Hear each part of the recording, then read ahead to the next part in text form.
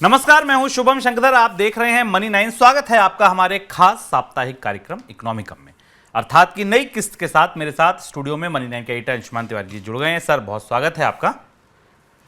अंशुमान जी से चर्चा शुरू करें उससे पहले आपको बता दें कि आज इकोनॉमिकम में आपके लिए हम क्या क्या खास लेकर आए हैं। तो सबसे पहले अर्थात होगा, अर्थात के बाद आपके सवालों के जवाब, फिर आपके इनकम की बात, फिर देखेंगे किस्सों के सिक्के की झलक, इतिहास का कौन सा किस्सा, कौन सा पन्ना खुला इस बार किस्सों के सिक्के में, और चलते चलते अंशुमान जी बताएंगे खास किताब के बारे में आपको जो उन्होंने अभी हाल में पढ़ी है या पढ़ रहे हैं और वो हमको रिकमेंड करना चाहते हैं। चलिए अब आते हैं अर्थात पर, और सबसे पहले सबसे बड़ा और सबसे ज़रूरी सवाल कि आज अर्थात का विषय क्या है। तो इन दिनों गूगल से जुड़ी एक खबर बड़ी सुर्खियों में है। मामला है एकाधिकार के दुरुपयोग का। बात शुरू होती है सीसीआई से, फिर हाई कोर्ट से, फिर सुप्रीम कोर्ट से, लेकिन मामला भारत में घूम रहा है। लेकिन क्या आप जानते हैं कि ये बात केवल भारत की नहीं है। अमेरिका हो, यूरोप हो, भारत हो, हर जगह कंपनी के अधिकारी या वकील कटघरे में खड़े हैं, जवाब दे रहे हैं, बचाव कर रहे हैं, लेकिन राहत मिलती नहीं दिख रही है। हो सकता है आप खुश हों कि भारत के नियामक देखिए कितने चुस्त हैं, दुरुस्त हैं, लेकिन क्या आपको पता है कि आज सुबह से शाम तक जिन चीज़ों का इस्तेमाल करते हैं उनके बाजार में कुछ ही कंपनियों का दबदबा है। वो भी तो एक अधिकार है। अगर इतने ही चुस्त चपल चालाक हैं नियामक, तो उन्हें क्यों नहीं देख रहे। अब आप कहेंगे शायद आपका ध्यान नहीं गया होगा, तो मैं एक एग्जांपल देता हूं, छोटा सा, विस्तार से बात इकोनॉमिकम में। 135 करोड़ की आबादी देश की, ज़्यादा ही 140 करोड़ के आसपास हो गई अब तो। आप सोचिए इतनी बड़ी आबादी को चॉकलेट खिलाने वाली सिर्फ 2 से 3 बड़ी कंपनियां हैं। तो चलिए बात गूगल के बहाने से शुरू होगी, लेकिन बात होगी आज बाजार पर फैले एकाधिकार की, मोनोपोली की। कैसे बनती है मोनोपोली, किसे फायदा होता है इन मोनोपोली से, सरकार मोनोपोली बनने से रोकती क्यों नहीं है, सरकार क्यों नहीं रोकती कंपनियों की जब वो एकाधिकार कर रही होती हैं। अच्छा, शेयर बाजार इन कंपनियों को कितना पसंद करता है। एकाधिकार से जुड़े तमाम सवालों के जवाब आज आपको इकोनॉमिकम में मिल जाएंगे। ख्याल रखिएगा, भारत के बाजार की ये सबसे खराब तस्वीर है शायद जो हम आज इकोनॉमिकम में आपको बता रहे हैं। कुछ लोगों की मलाई है, लेकिन बहुत सारे लोगों के लिए ये दिक्कत है, दुख है, दर्द है। चलिए बात शुरू करेंगे गूगल से ही, और सीधे चलिए अमेरिका में। अमेरिका पहुंचकर क्या देखें। हाँ, बात गूगल से ही शुरू होगी। इकोनॉमिकम के संस्करण में आपका स्वागत है। पिछली बार और इससे पहले के संस्करणों में आपकी जितनी प्रतिक्रियाएं आती हैं, जो सवाल आते हैं, वो हमें बेहद प्रोत्साहित करते हैं, क्योंकि हमारी कोशिश है कि आप उन चीज़ों को समझ सकें जो आपकी जेब से, आपकी ज़िंदगी से और हमारी अर्थव्यवस्था से और हमारे भविष्य से जुड़ी हुई हैं।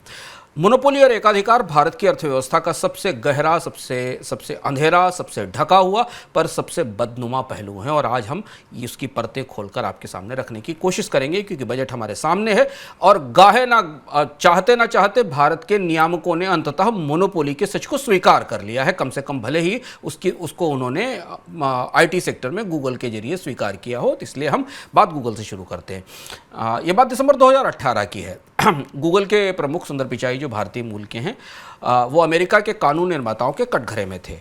लगभग वैसे जैसा भारत में था वैसा ही अमेरिका में गूगल के तरह तरह के एकाधिकारों और मोनोपोलीज को लेकर एक सुनवाई चल रही थी अमेरिका के एंटीट्रस्ट कानून के तहत। अमेरिका के कानून निर्माता मोनोपोली और एकाधिकारों को लेकर बेहद आक्रामक हैं। भारतीय कानून निर्माताओं और नियामकों की तुलना में देखें तो 10 हैं और वो 100 हैं, और उन्हें इतिहास में मोनोपोलीज तोड़ने का तजुर्बा है। उन्होंने ऐसे ही माइक्रोसॉफ्ट की एक बार मोनोपोली तोड़ी थी। इस सुनवाई में केवल गूगल ही नहीं था, अमेजन भी था, बाकी कंपनियां भी थी।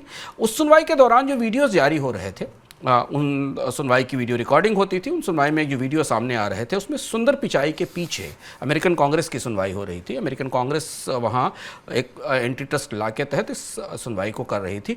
सुंदर पिचाई के पीछे की तीसरी पंक्ति में एक व्यक्ति दिखाई दे रहे थे, काली टोपी, बड़ी सी काली टोपी लगाए हुए, बड़ी बड़ी सी मूँछों का मास्क लगाए हुए। ये दरअसल मशहूर जो मुच्छड़ रिच पेनीबैग्स हैं उनका स्वरूप लेकर वो व्यक्ति वहाँ बैठे हुए थे। अब रिच पेनीबैग्स का तो आपको पता ही होगा। उनकी तस्वीर आप सामने देख रहे हैं। ये दुनिया भर में मोनोपोली बोर्ड गेम के प्रतीक पुरुष हैं। इनके जरिए ही मोनोपोली को दुनिया में पहचाना जाता है। ये मुच्छड़ मोटे अंकल जिन्हें मोनोपोली का ग्रीडी मैन कहा जाता है। 1930 में जब अमेरिका में महामंदी आई थी तो मोनोपोली गेम सबसे मशहूर बोर्ड गेम था। उस दौरान अमेरिका के लोग खाली समय में काम नहीं होता था तो मोनोपोली गेम्स खेलकर मोनोपोली की कोशिश करते थे। इसका एक भारतीय संस्करण भी भारत में उस दौरान मिलता था जिसे शायद शुभम व्यापार कहा जाता था। लेकिन बहरहाल अमेरिकी कांग्रेस की वो जो सुनवाई हो रही थी उसमें मोनोपोली के प्रतीक पुरुष या रिच अंकल पेनीबैग्स या ग्रीडी मोनोपोली मैन की उपस्थिति किसी फोटोशॉप से नहीं हुई थी।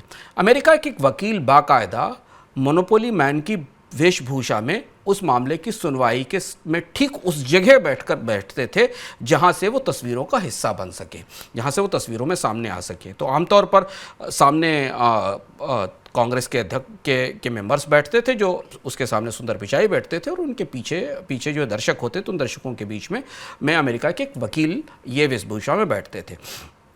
और उनकी कोशिश थी कि जब ये तस्वीरें सामने आए तो लोगों को दिखाई पड़े कि अमेरिकी अर्थव्यवस्था में कोई ना कोई मुच्छड़ अंकल रिच पेनीबैग्स जैसा ग्रीडी मोनोपोली मैन है जो अर्थव्यवस्था पर कब्जा करना चाहता है। और उनकी कोशिश रंग लाई। अमेरिका के नियामकों को और अमेरिका के लोगों को बाजार का जो विद्रूप और एकाधिकारवादी जो मोनोपोलिस्टिक चेहरा है वो इसके जरिए नज़र आया।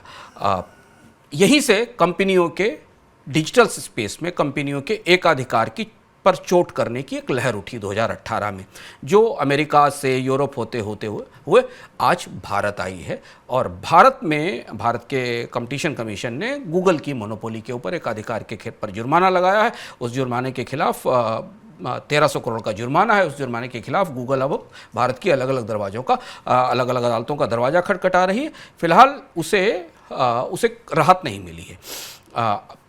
यूरोप में अमेज़न और फेसबुक पर भी इसी तरीके की कार्रवाई हो रही है। इस पूरे घटनाक्रम का जो सार है वो समझना इसलिए ज़रूरी है कि भारत की संसदीय समिति अंततः और भारत का कंपटीशन कमीशन इस बात को स्वीकारने को तैयार हो गया कि भारत में मोनोपोलीज बन चुकी हैं। भारत के किसी राजनेता से आपने पिछले 8-10 सालों में 15 सालों में मोनोपोली शब्द का इस्तेमाल भी होते नहीं सुना होगा। एकाधिकार पर बात करने से भारत की राजनीति डरती है। क्यों, उस पर हम आगे बात करेंगे, उसकी वजह क्या है। लेकिन भारत के नियामक फिलहाल इस सच को स्वीकार कर रहे हैं। अगर आप कह रहे हैं, आप ये सोच रहे हो कि भारत के नियामक देर आए हैं और मगर दुरुस्त आए हैं, तो जरा रुक जाइए। प्रतिस्पर्धा आयोग की जो ताजी सख्ती गूगल के खिलाफ चल रही है, इसे अगर आप किसी बहुत बड़ी क्रांतिकारी व्यवस्था की शुरुआत मान रहे हैं तो इससे पहले थोड़ा सा पीछे चलकर अपने आसपास के बाजार को देखिए।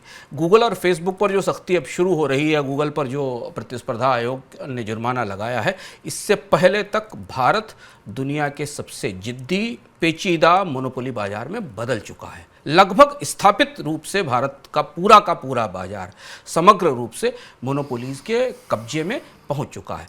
और ये बाजार भारत के प्रतिस्पर्धा आयोग की नाक के नीचे बना है। कंपटीशन कमीशन की स्थापना जब से हुई 2005 से लेकर तब से उसके बाद तक आज तक एक एक करके एक क्षेत्र में, शुभम ने तो आपको चॉकलेट का उदाहरण दिया, हम आपको और भी कई सारे उदाहरण इस चर्चा में लेकर आएंगे जहां भारत का बाजार एक एक करके मोनोपोलीज और एकाधिकार के का शिकार होता चला गया। बाजार पर कब्जे बढ़ते चले गए। इसके साथ उत्पादों और सेवाओं की मनमानी कीमतें तय की गई और इसके साथ राजनीतिक चंदे इन कंपनियों ने जो राजनीतिक दलों को दिए। अब ये एक ऐसा जटिल जहरीला तालमेल बन गया है जिसे खोलना, समझना, जानना बहुत ज़रूरी है। इसलिए अगर मोनोपोली की बात निकली है तो फिर बात गूगल तक सीमित क्यों रहे, बात डिजिटल कंपनी तक सीमित क्यों रहे, फिर इसे हमें दूर तक ले जाना चाहिए ताकि हमें जान सकें कि कैसे भारत में जरूरी सामानों और सेवाओं के बाजार में पूरी तरह का अधिकार स्थापित हो चुके हैं। चलिए सर, तो अब बात गूगल से तो शुरू हो गई, गूगल का मामला समझ में आ गया। भारत पे आते हैं। भारत में आपको किन बाजारों में मोनोपोलीज दिखती हैं? भारत का अधिकांश बाजार हमेशा जब भी हम चर्चा करते हैं तो वो गूगल और डिजिटल कंपनियों के एकाधिकार पर चर्चा शुरू हो जाती है। कुछ किस्म की फैशनेबल बहस है क्योंकि इसकी मदद से भारतीय बाजार में जो बड़े एकाधिकार हैं उनसे ध्यान हटाया जा सकता है। इसलिए हम ऐसा इसलिए कह रहे हैं कि एक तो भारत में इंटरनेट का इस्तेमाल करने वाली आबादी केवल 47% है।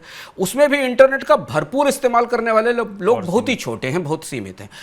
तीसरा ये कि डिजिटल मोनोपोलीज मुफ्त सेवाओं पर चलती हैं। ये बहस का एक अलग विषय है, क्योंकि डिजिटल बाजार की एक दूसरी अपनी ही अदा है, वो मुफ्त सेवा देकर मोनोपोली लेती है, जिस पर काफ़ी बहसें भी चलती हैं कि फ्री सर्विसेज दी जाए कि ना दी जाए। लेकिन भारत में तो मोनोपोलीज उन सामानों में हैं जिसका इस्तेमाल सब कोई करता है, हर व्यक्ति कर रहा है, जिसमें उसका इंटरनेट से या उसकी इंटरनेट में एक्सेस होने की बात नहीं है, और उसके लिए वो नाक से पैसा भी चुकाता है।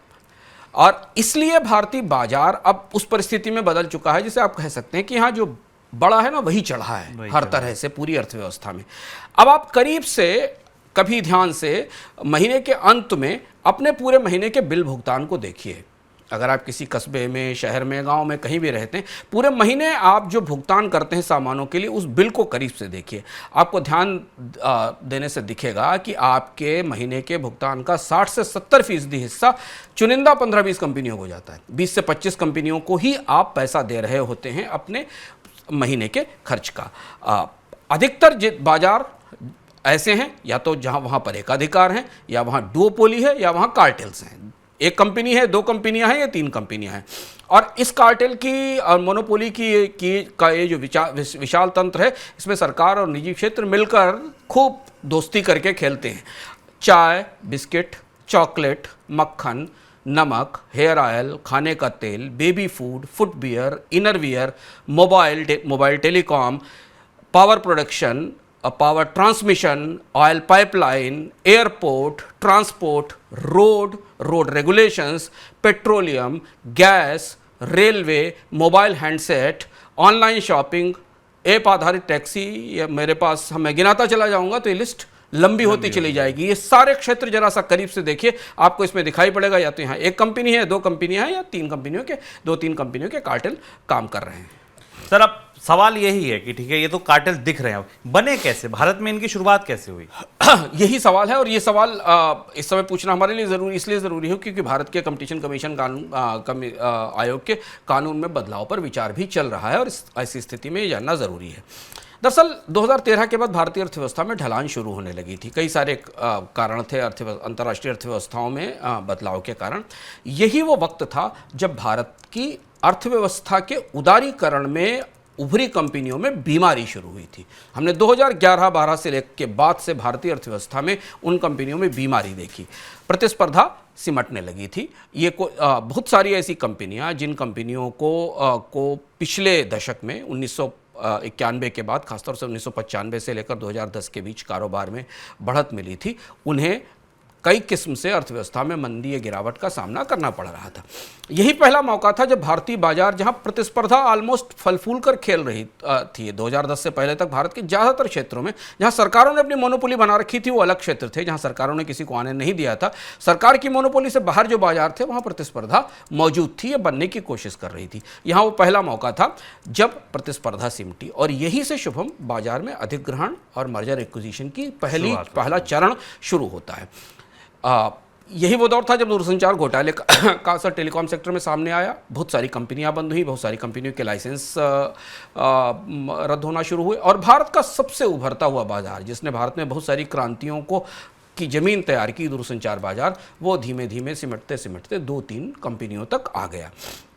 यही वो मौका था जब एयरटेल ने जब लाइसेंस घोटाले के बाद बंद हुई तमाम कंपनियों को में से कई कंपनियों का अधिग्रहण किया था।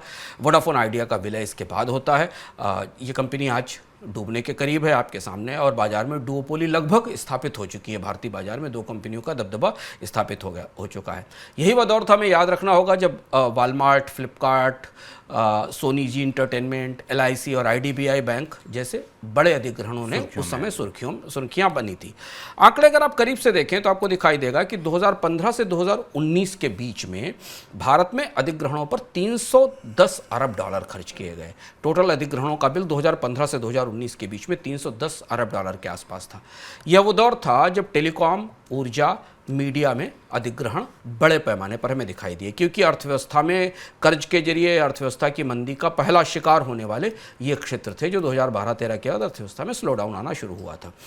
और यहीं से अधिग्रहणों की, अगले चरण के अधिग्रहणों की भूमिका बनने लगी थी शुभम। यहीं से बड़ी उपभोक्ता उत्पाद कंपनियों ने, FMCG कंपनियों ने छोटी कंपनियों का अधिग्रहण करना शुरू कर दिया था। हमें याद होगा कि उसी दौरान इंदुलेखा केरल और तमिलनाडु के बाज़ारों का एक बड़ा ब्रांड था, जिसे हिंदुस्तान लीवर ने खरीद लिया था।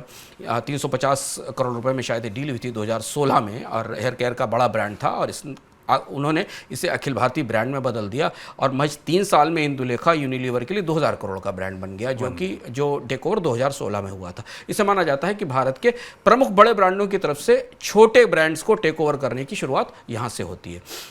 इसके बाद आईटीसी ने बंगाल का एक ब्रांड था निमाइल, उसका टेक ओवर कर लिया। इंदुलेखा वाला फार्मूला यहाँ भी दोहराया गया, हमने देखा। इसी दौरान टाटा ने जो लोकप्रिय लोकल ब्रांड थे चाय के, लाल घोड़ा और काला घोड़ा, उनका टेक ओवर किया था। यहाँ से तो 2013 के बाद, 2012-13 के बाद भारतीय नियामकों को जब सबसे पहले दखल देना चाहिए था, जागना चाहिए था, तब तक भारतीय बाजार में अधिग्रहणों का एक चरण पूरा हो चुका था और दूसरे बड़े चरण की तैयारी शुरू हो गई थी, जहां से बड़े अधिग्रहण होने के रास्ते भारत में मोनोपोलीज उभर रही थी। सर, कोई खास वजह थी इन अधिग्रहणों की? इस दौरान इतने सारे अधिग्रहण हुए? 2-3 बड़ी वजह थी। 2019 के बाद भारत के उद्योगों में संकट बढ़ा। पहला संकट तो ये हुआ कि जीएसटी के कारण छोटी कंपनियां लड़खड़ा गईं, क्योंकि उनके पास बाजार नहीं थे नई व्यवस्था से वे अपने आप को सेटल नहीं कर पाई। सरकार ने घोषित तौर पर बाजार में फॉर्मलाइजेशन को बढ़ावा दिया, यानी जो छोटे ब्रांड्स थे उनके लिए सस्टेन करना, सर्वाइव करना मुश्किल हो गया। दूसरा, बाजार में पिछड़ने के कारण कंपनियां संकट में फंसी। दूसरी चीज़ यही वो दौर था जब बहुत सारे उद्योगों में कर्ज का संकट शुरू हुआ है, एनपीएस उसी दौरान निकलना शुरू हुए थे, तो कर्ज के कारण भी कंपनियों के कारोबार पर असर पड़ा और उन्हें बेचने की स्थिति में आई।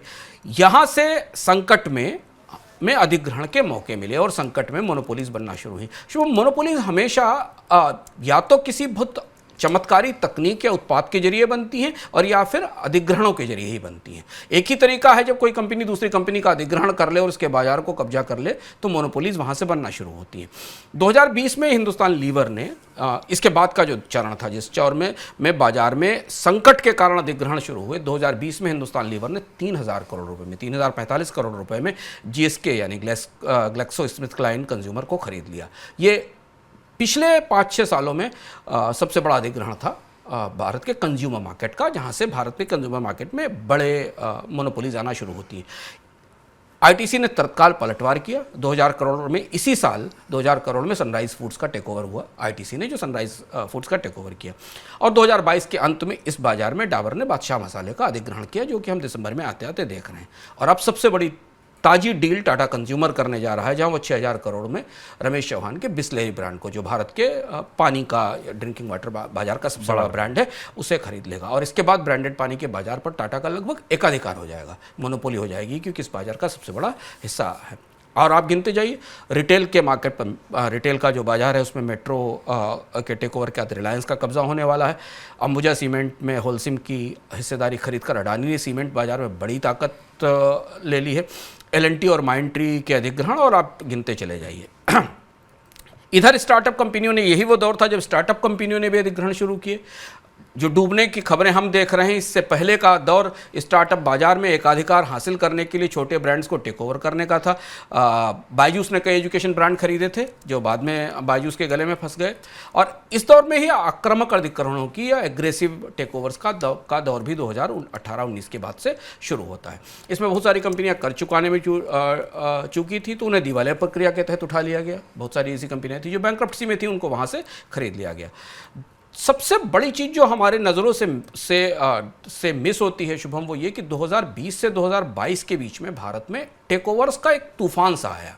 उस तूफान ने लगातार हमारे सामने आकर सुर्खियों में जाहिर किया, पर हम कभी ये नहीं देख पाए उन खबरों की चमक के भीतर कि ये तूफान दरअसल भारत में एकाधिकार के तूफान है जो बढ़ रहा है।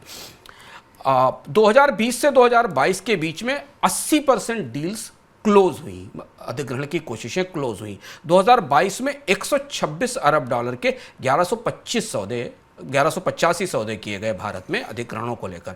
और 2 बरस में जब कोविड की मंदी आई और उससे जब बाजार बाद में खुलना शुरू हुआ, तो छोटे ब्रांड के अधिग्रहणों का दौर और ज़्यादा बड़ा हो गया।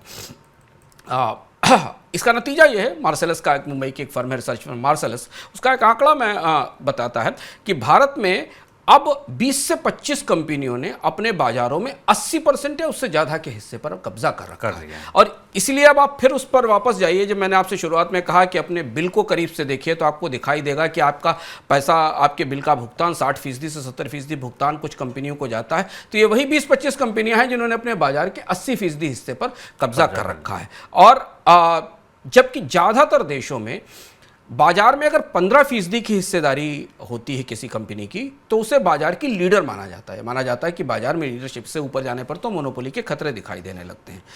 एक और आंकड़ा जरूर पकड़ना हमारे लिए ज़रूरी है कि 2021-22 में कंपनियों की कुल आमदनी का करीब 70% हिस्सा 20 कंपनियों की जेब में गया। यानी अगर पूरे बाजार में 2021-22 में पूरे बाजार में सारी कंपनियों ने मिलकर 100 रुपए कमाए थे तो उसमें 70 रुपए की कमाई अकेले 20 कंपनियों के खाते में थी।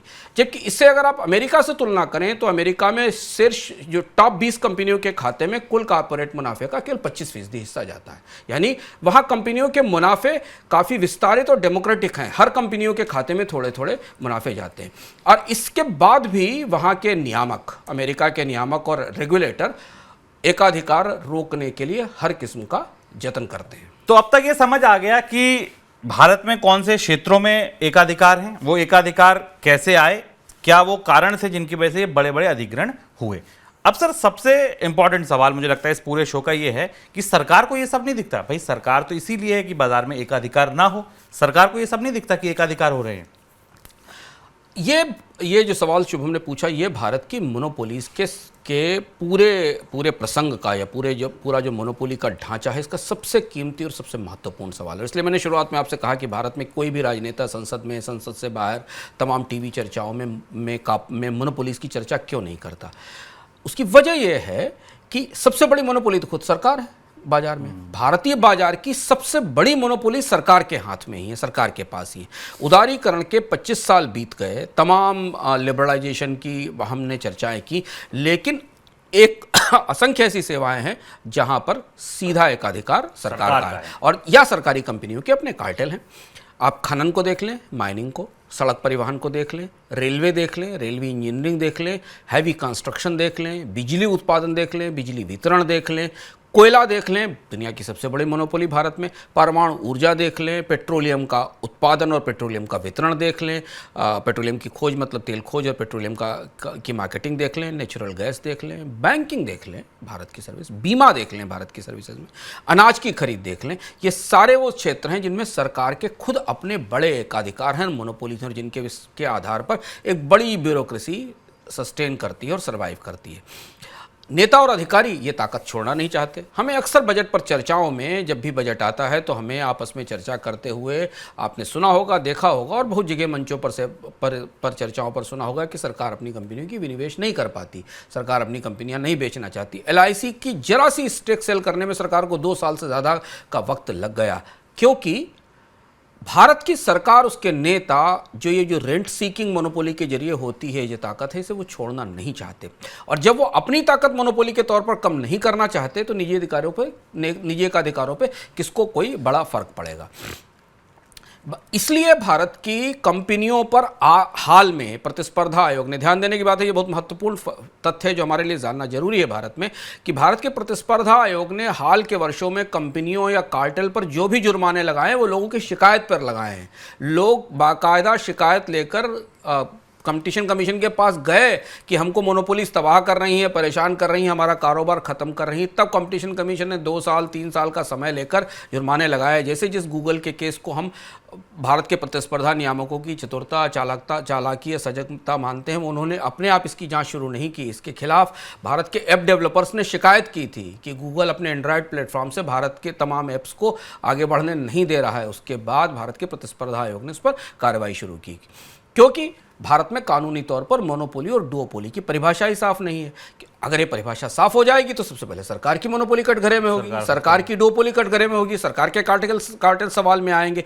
इसलिए भारत में एकाधिकार के स्पेस में कभी कुछ नहीं बदलता, क्योंकि ये परिभाषा स्पष्ट करते ही सरकार को भी तय करना पड़ेगा कि उसका किसी भी बाजार में हिस्सा 15 से 20% ना हो। इसलिए हमें पता ही नहीं है कि भारत की सरकार के कानून में किसे मोनोपोली माना जाता है, किसे डुओपोली माना जाता है। 15% हिस्से को मोनोपोली माने, या 80% हिस्से को मोनोपोली माने, या 50% हिस्से को मोनोपोली माने सरकार की कंपनियां जहां मौजूद है उनके पास तो 100% बाजार है, पूरा 100% मार्केट है, तो उनके पास पूरा नियंत्रण बाजार में मौजूद है।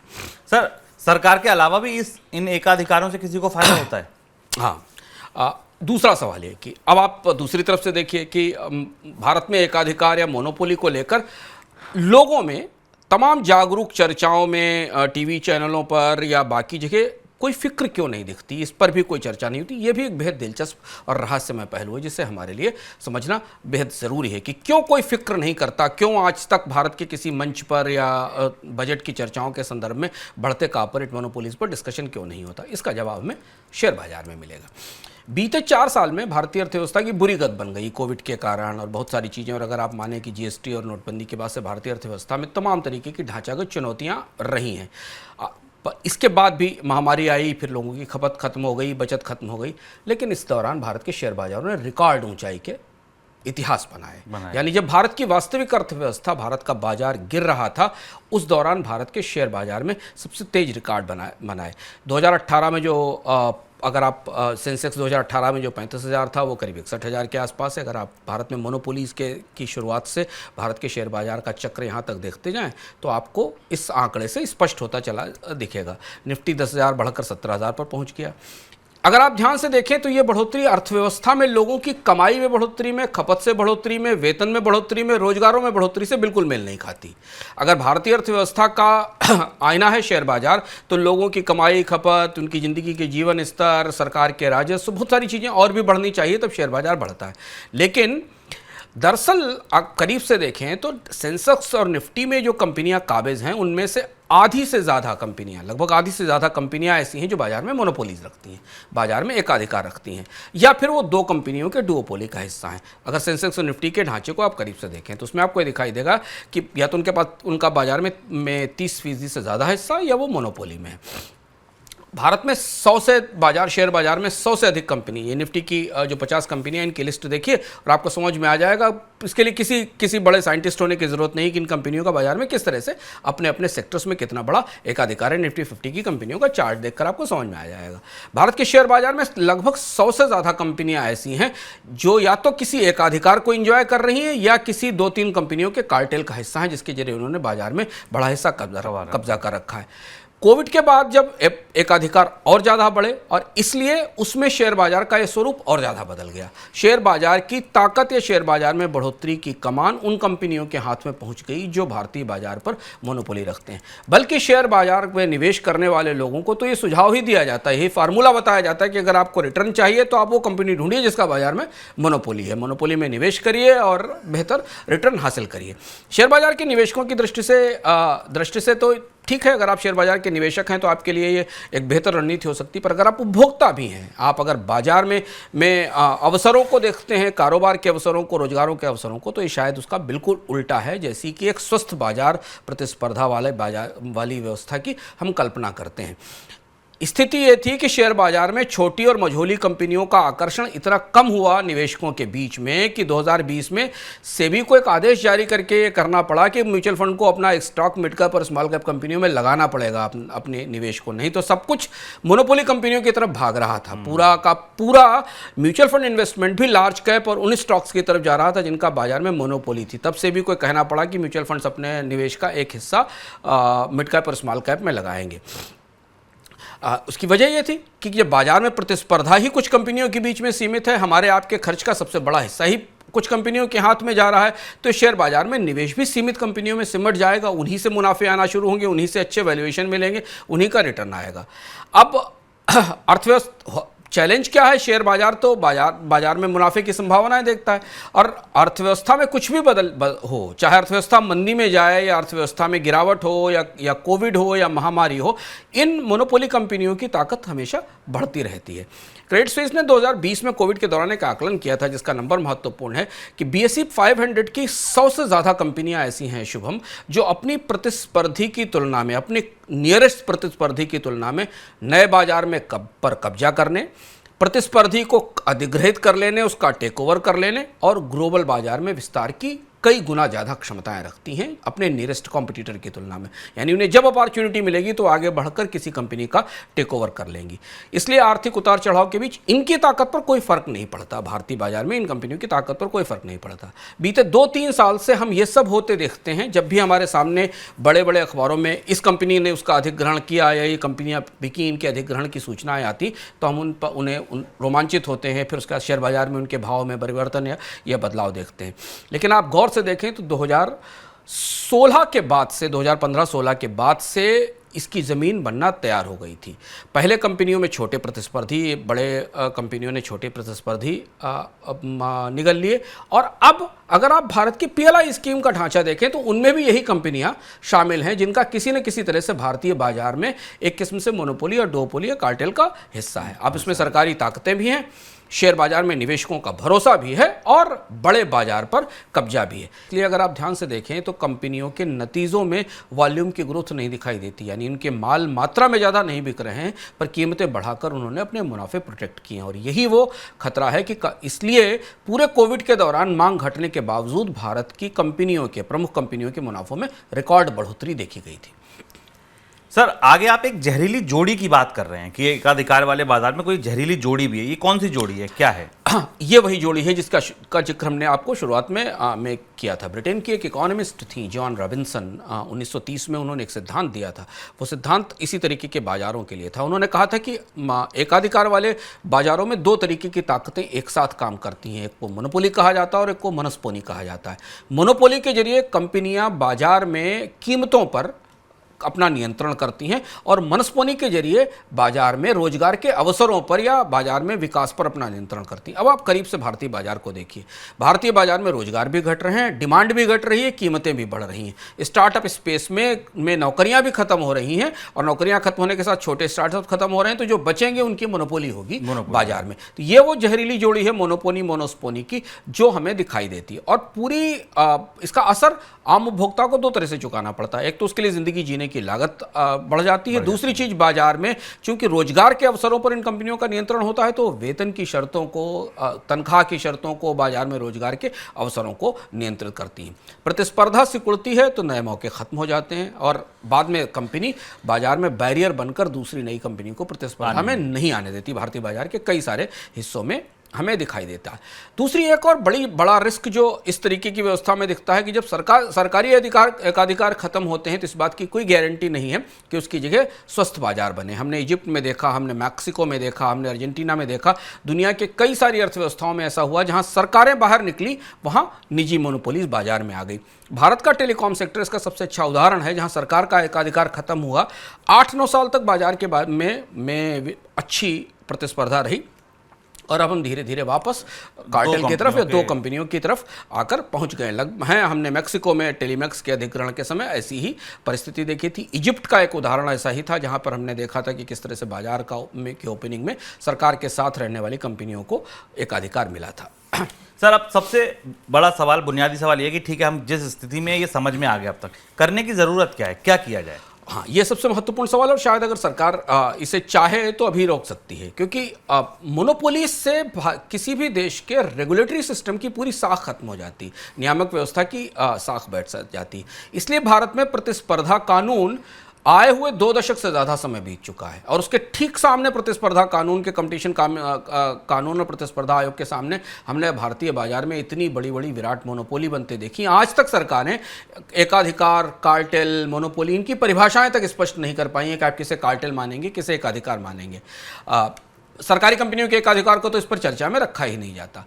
पूंजीवादी व्यवस्था में अर्थव्यवस्था में प्रतिस्पर्धा पर निगरानी सबसे ज़्यादा ज़रूरी है, क्योंकि क्या पूंजीवादी या मुक्त बाजारों का जो सबसे बड़ा गुण है वो प्रतिस्पर्धा है, वो कंपटीशन है, जो उपभोक्ताओं को नई सेवाओं से सेवाएं मुहैया कराता है, नए अवसर लेकर आता है, निवेश के नए मौके लेके आता है। और इसलिए भारत में नियामन और प्रतिस्पर्धा के नियमों को बिल्कुल नए सिरे से लिखे जाने की ज़रूरत है। खासतौर पर हमने भी गूगल के संदर्भ में जब ये चर्चाएं शुरू हुई तो इसलिए उसको देखते हुए भी ये महत्वपूर्ण जाना ज़रूरी है। अब चैलेंज क्या है कि आयात लगातार महंगे हो रहे हैं। सरकार को आयात महंगे करने के बजाय, और सरकार जब आयात महंगे करती है तो उसका फायदा सिर्फ उन बड़ी कंपनियों को आगे मिलता है जिनकी बाजार में मोनोपोलीज हैं। छोटी कंपनियों तक तो नहीं जाता। जैसे ही आप इंपोर्ट महंगा कर देते हैं तो भारतीय कंपनियां जो बाजार में लीडर हैं उनको उसका लाभ मिलता है। भारत को सरकार को एक कोशिश करनी होगी, नंबर एक, स्थानीय अर्थव्यवस्थाओं में जो छोटी कंपनियां काम कर रही हैं उनकी लागतें कम की जाएं, उनके लिए ज़मीन, बिजली और टैक्स की दरें कम की जाएं, जिससे कि वो स्थानीय बाजारों में मजबूती के साथ टिकी रह सके, लोकल मार्केट्स में वो टिकी रह सके। जिस दौर में अब हम कोविड के बाद प्रवेश कर रहे हैं, भारत में छोटे ब्रांड्स नहीं दिखेंगे। अगले 3-4 साल के अंदर आपको लगभग सारे बड़े उत्पादों में छोटे ब्रांड्स खत्म होते दिखाई देंगे। पूरे देश में पैन इंडिया ब्रांड्स की सेल्स हमें बढ़ती दिखाई देगी। मेक्सिको में, मिस्र में, रूस में, अर्जेंटीना जैसे देशों में इसीलिए मुक्त प्रतिस्पर्धा की शुरुआत अच्छी नहीं रही थी और बाद में राजनीतिक रसूख के सहारे कंपनियों ने बाजार पर बड़े के बड़े हिस्से पर कब्जा कर लिया था। भारत को ये कोशिश करनी होगी कि भारत का प्रतिस्पर्धा कानून नए सिरे से लिखा जाए और उस प्रतिस्पर्धा कानून में बाजार में किसी कंपनी की हिस्सेदारी के अधिकतम सीमा तय की जाए और उसके बाद सरकार को अनिवार्य रूप से किसी बाजार में कार्टेल या मोनोपोली देखते हुए नई प्रतिस्पर्धा इंट्रोड्यूस करनी होगी। और टेलीकॉम सेक्टर इसकी नज़ीर बन सकता है अगर सरकार यहाँ नई प्रतिस्पर्धा लाना चाहती है, नई प्रतिस्पर्धा को लाया जाए, क्योंकि जानबूझकर आपको नई कंपनियों को लाना पड़ेगा, तब जाकर मोनोपोली और मोनोस्पोनी की ये जोड़ी खत्म होगी। नहीं तो इसका असर हमें रोजगार में कमी और महंगाई में बढ़ोतरी दोनों तौर पर सामने दिखाई देने लगा है। बिल्कुल। और सबसे बारीक बात, सबसे सीधी बात और सरल बात ये जो अंशुमान जी ने बताई, पहले नियम तो तय कीजिए, मोनोपोली है क्या, मोनोस्पोनी है क्या। जब ये पता होगा तब चाहे सरकार हो चाहे निजी कंपनियां हो, तभी तो सख्ती शुरू होगी जब नियम लिखे होंगे। अभी तो कागज पे ही नियम प्रॉपर भारत में लिखे नहीं हैं।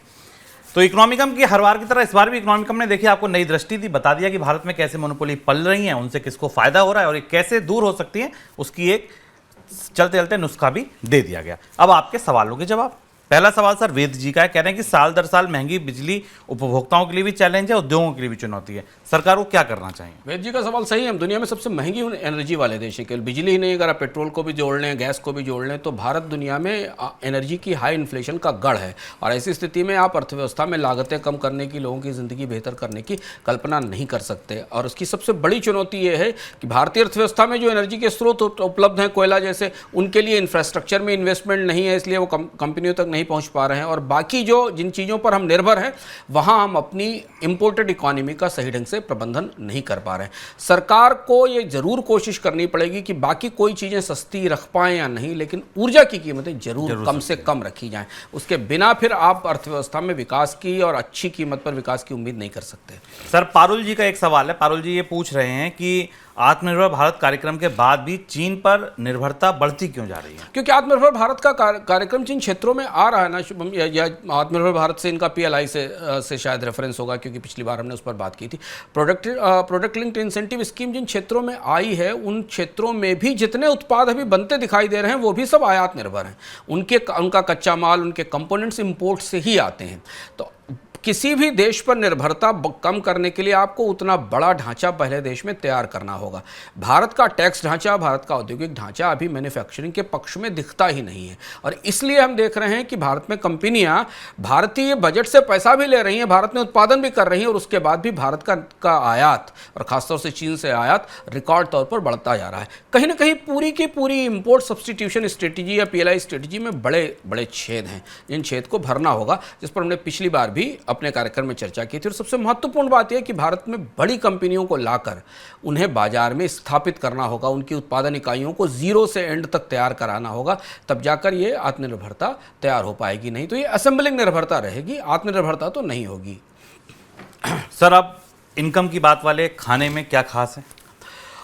हम फिर से आपको इनकम की बात में, चूंकि हमने आपसे कहा था कि इस साल लगातार हम नई चीज़ें आपको लेकर आएंगे, और हमने पिछले बार से Money9 पर हेलो Money9 के नाम से हेल्पलाइन शुरू कर दी। और हेल्पलाइन को जिस तरीके का उत्साह और जिस तरीके का समर्थन मिल रहा है, उसमें हमें और हमारी टीम को कई बार काफ़ी असमंजस में फंसना पड़ता है। इतने सारे सवाल हमारे पास होते हैं, विशेषज्ञों का समय भी निर्धारित सीमित होता है, लेकिन फिर भी हम पहला ऐसा चैनल है जो पूरे सप्ताह भर आपको किसी न किसी विषय पर विशेषज्ञ से सीधे मिलाकर सवाल पूछने के लिए का मौका देते हैं। हमारे पास शेयर बाजार और म्यूचुअल फंड पर काफ़ी अच्छे सवाल आ रहे हैं।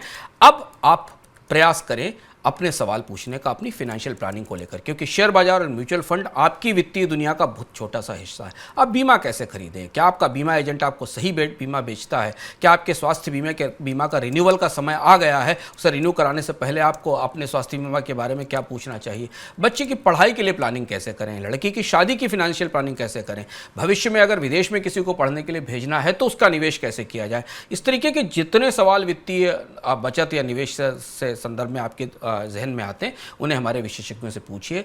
प्रतिदिन एक विशेषज्ञ हेलो मनी 9 पर उपलब्ध है, उसका विस्तार से उसके बारे में विस्तार से अपने कार्यक्रमों में बता रहे हैं। उसका नंबर प्लेट आपके सामने है और उसके साथ उसका कैलेंडर भी सामने है आपके। इस कैलेंडर के तौर पर आप देख सकते हैं कि आपको कब कौन सा सवाल पूछना है और हमारे विशेषज्ञ को सवाल उस नंबर पर भेज सकते हैं। हमारी टीम आपसे संपर्क करेगी।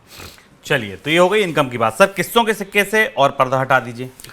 बात बजट से पहले हम खड़े हुए हैं, तो इस बार हम किस्सों के सिक्के में आपको एक दिलचस्प किस्सा सुनाएंगे किस्सों के टैक्स से जुड़ा हुआ, और कैसे अमेरिका में सरकार ने एक कार्टून कैरेक्टर का इस्तेमाल किया लोगों को टैक्स रिटर्न भरने के लिए और टैक्स जमा करने के लिए, और कैसी गफलत उस पूरे खेल में हुई। ये पूरा किस्सा टैक्स के इतिहास का बेहद दिलचस्प किस्सा है, और हालांकि उसका असर अमेरिकी सरकार के पक्ष में गया। इस बार किस्सों के सिक्के में जानिए एक कार्टून कैरेक्टर के टैक्स की कहानी। चलिए, इस बार का मतलब किस्सों के सिक्का भी बड़ा खास है, कार्टून कैरेक्टर से पूरी कहानी सुनाई जाएगी। सर, चलते चलते कोई किताब? एक नई किताब है जिसको मैंने अभी पढ़कर खत्म किया है। उसका नाम ये रूपर्ट रसेल की किताब है, price wars how chaotic markets are creating a chaotic world. ये बहुत दिलचस्प किताब है। दुनिया के बाजारों में कैसे जिस तरीके की भू राजनीतिक गतिविधियां और राजनीतिक नेताओं के स्वार्थ और अहंकार टकरा रहे हैं, उससे पूरी दुनिया में सामानों की कमी नहीं है, बल्कि कीमतें कहाँ पहुँच रही हैं, इसे बहुत गहराई से एक एक स्थान पर जाकर सीरिया के युद्ध का असर दुनिया में किस खाद्य सामग्री की कीमत पर पड़ा, रूस में युद्ध की कीमत का असर आपकी जेब पर कहाँ तक आया, पूरी दुनिया के बाजार में जो ज़बरदस्त केओस से अफरा तफरी फैली हुई है, वो कैसे युद्ध और किस्म किस्म की भू राजनीतिक महत्वाकांक्षाओं से निकल कर आई है, उसका असर हमारी आपकी जेब की ज़िंदगी पर पड़ रहा है। इस पर एक किताब है प्राइस वार रूपर्ट रसेल की अच्छी पढ़ने लायक किताब है। आपको दुनिया के कमोडिटीज़ के बाजार में बिल्कुल एक दूसरे तरीके के नज़रिए से परिचित कराएगी। चलिए, तो ये था हमारा इकोनॉमिकम, जिसमें सब कुछ आपने समझा, देखा। आपके कोई सुझाव हैं, कोई प्रतिक्रिया है, कोई सवाल हैं, तो लिख भेजिए कमेंट बॉक्स में। हम आपके सवालों को अपने कार्यक्रम में ज़रूर शामिल करेंगे। फिलहाल दीजिए इजाज़त। नमस्कार।